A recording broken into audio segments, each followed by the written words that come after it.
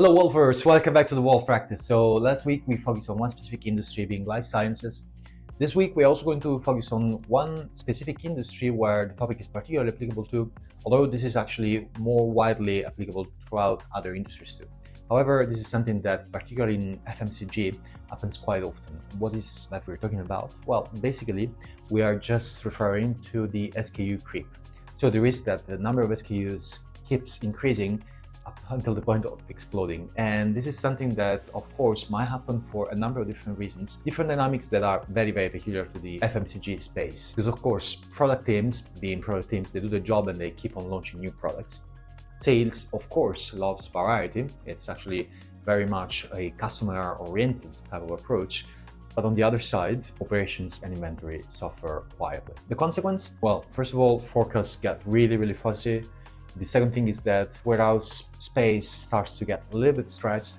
And last but not least, also very important for the overall balance and well-being of the company, there starts to be a lot of cash constrained into inventory that is perhaps sitting on shelves. That's not good. If this is the context, if this is what might happen and the reasons why this could happen, the big question is, what can we do about this? Now, because there are many different potential actions and fixes to this kind of problems, the one thing that we want to do today is to look at those smart brands that are actually addressing this issue in a very, very clever manner.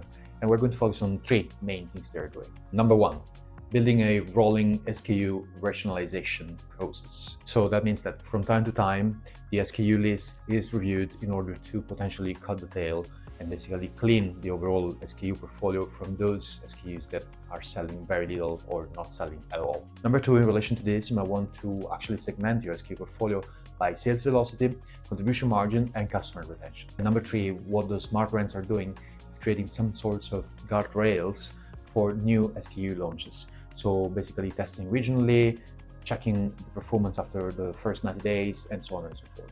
Now, because this is obviously a quick overview with regard to what's possible to address this issue, this daunting issue that is present so often across many companies in the FMCG space. We've seen this ourselves with our own eyes for some of our clients.